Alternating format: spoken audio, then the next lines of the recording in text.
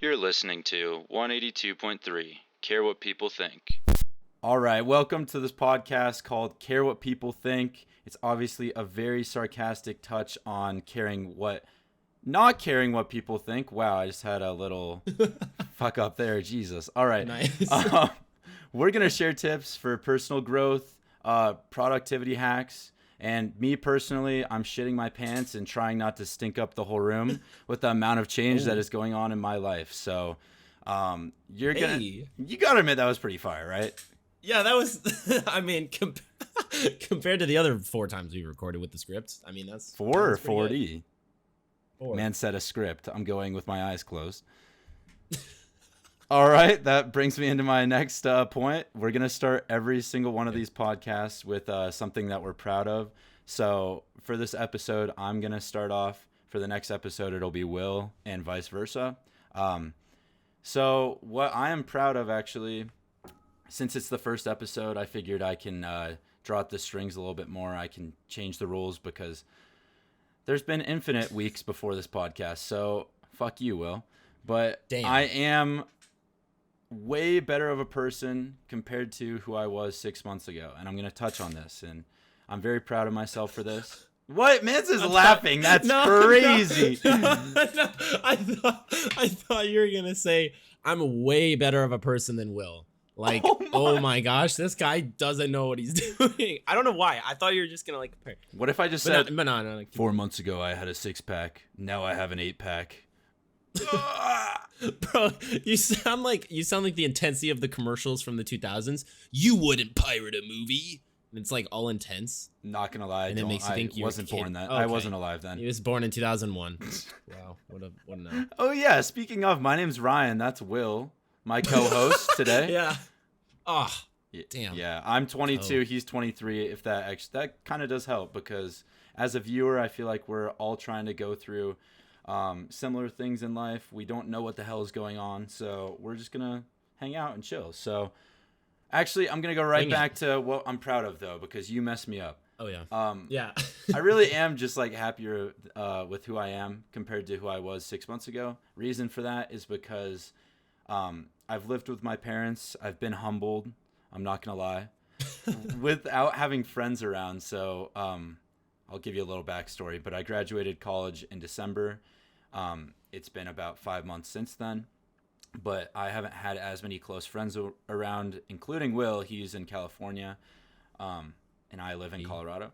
But I've been really reflecting and having a lot of alone time, and trying to keep my head above water. So what I mean by that is I've had a lot of... He can't swim. All right. It's totally doesn't go to the gym like multiple times a week. The picture I just had in my head, bro, was just me as like a toddler just like drowning. So thank you for that. Can't get that out of my head. Appreciate that. No, Ryan saw some blood and then passed out in the pool. Dead ass, dude. I do have a fear of blood. We don't need to talk about that. That's a later episode. But no, seriously, I'm just happy with who I am. I've been to the gym a lot. I've been focusing on myself. I've been sober for a long ass time. And I really don't like prioritize like getting drunk and hanging out with like boring ass people. So I just enjoy myself. So thank you for letting me swim, if you will. Hey, that's good. But that's all I have for this podcast this week. Oh, no, I was actually going to see if you caught on, but that's funny.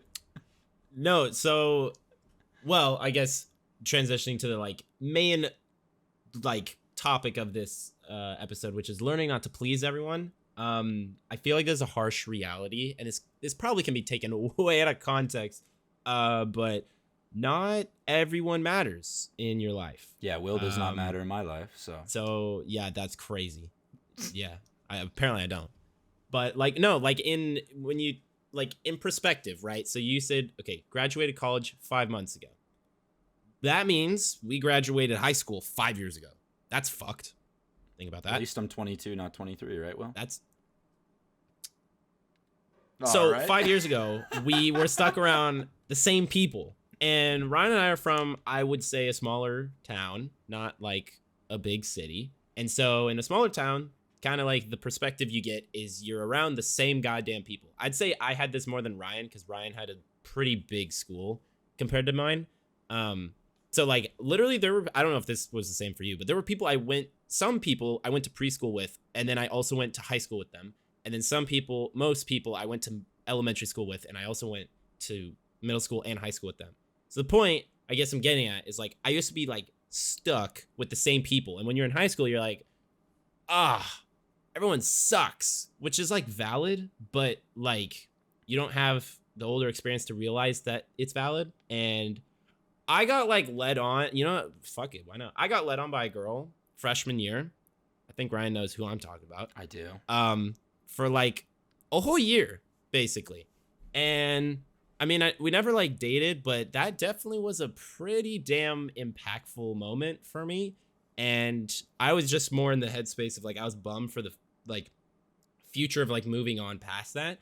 Bro, I literally haven't seen a fucking person from Colorado in 5 years besides Ryan. Okay. And that actually, yeah. So for example, I have a great friend group, Will included, obviously, but all these other guys and girls that care a lot about me.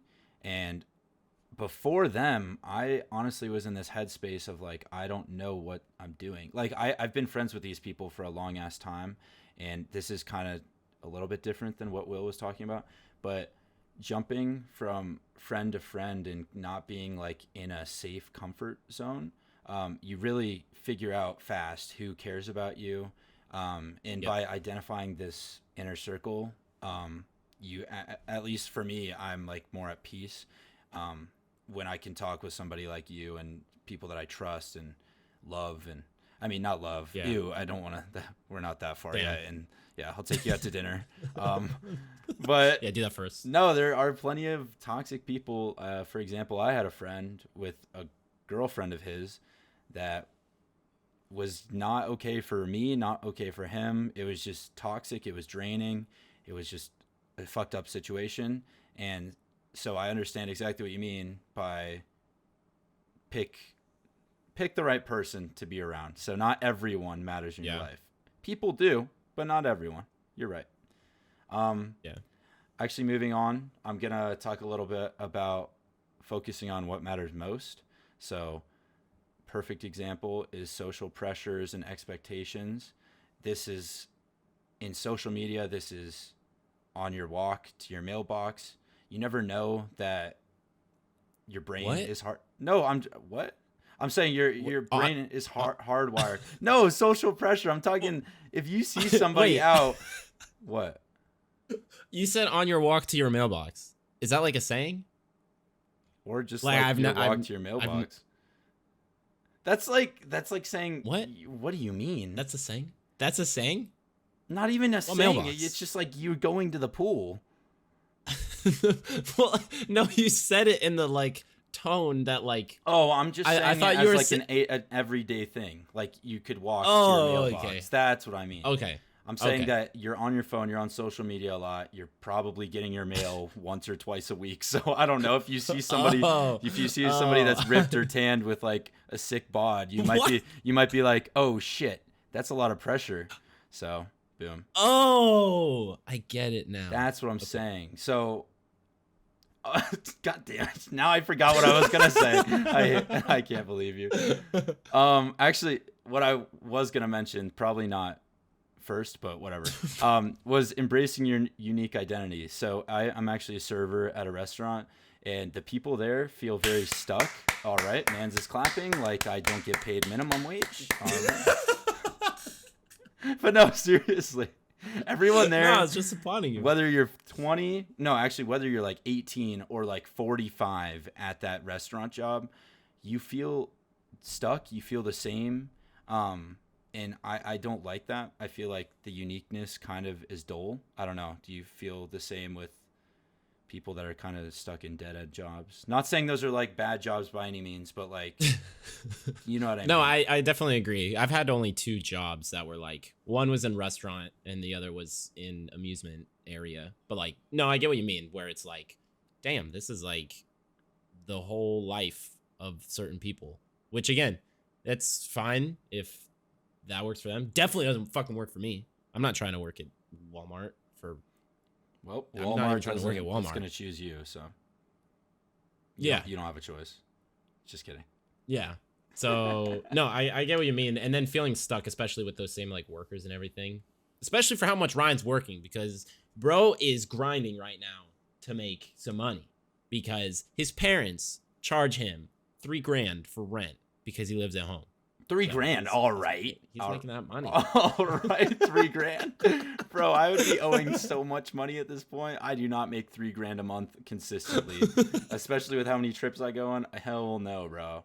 Yeah, man's made a video titled "You're that friend that always travels," and then it was just himself.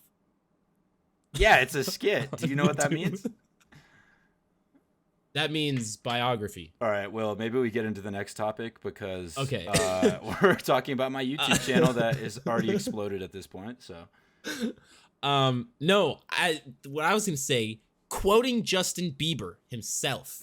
That's how you know this fucking thing is lit. baby. Not that one. Oh, Not that one. Sorry, go ahead. Do the other one. Do the other one. What's the other one? I don't know the other one. Fake fan right here. Do the other one. There's like a million ones. The other one. Eeny, meeny, miny, mo. Not, bro. That's a feature. No. That's fair. Never say never. That one. I wasn't gonna quote him on that one because that's kind of irrelevant to this. I was gonna say in one of his newer songs, he says like, okay, you know what? Now it sounds really cliche, but some people come in your life, and that's either of season or they come in for a reason, or which means they're either a blessing or a lesson, which is already shame on that saying because it doesn't rhyme. But you know the point, like you were saying, like people, you can learn something from everyone, and so if people come in your life that are like super toxic, just obviously that's good because it teaches you how to identify those toxic people over time. Obviously, it's really hard because like if you get stuck, like really stuck with like toxic people, then that's bad for your mental being. But And not to bring this back picking to the like right people. serving either, but like a lot of people there are like depressed and like in a negative headspace. So being around some of those people, I mean, that's anywhere, but I'm just like relating it to myself.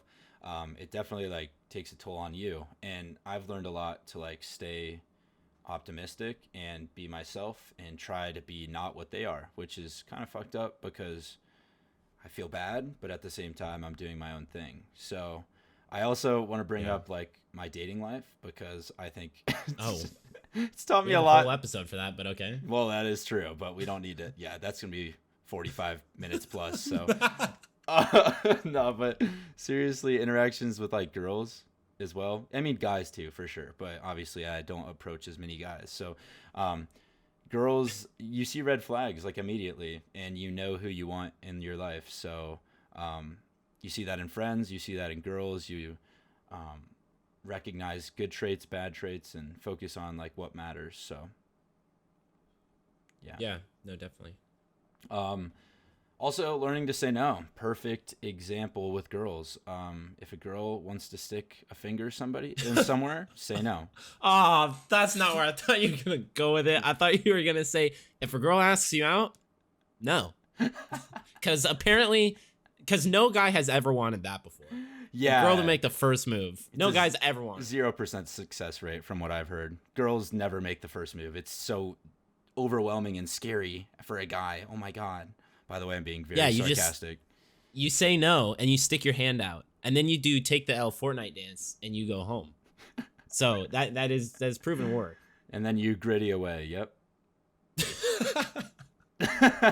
But no, it was important though. Back to it. Like boundaries are like healthy and necessary, I would say, and recognizing that like saying no to a girl or saying no to like an extra shot. Like for example, I was an alcoholic after my 21st birthday. Oh, not gonna lie. That's crazy. I mean, like a healthy alcoholic. I know that sounds terrible, but like when you this is news to me. No, when you turn 21, you're an alcoholic. It just is. I didn't, unless you're Will, because I Will didn't have my friends. first drink until. Just kidding. I'm just kidding. I didn't have my first drink until I was 22, but we'll get it. We'll get into that because your body's weird. So, but no, going out to the bars and like when people are like, "Oh, another shot," it doesn't matter. Like we'll worry about tomorrow.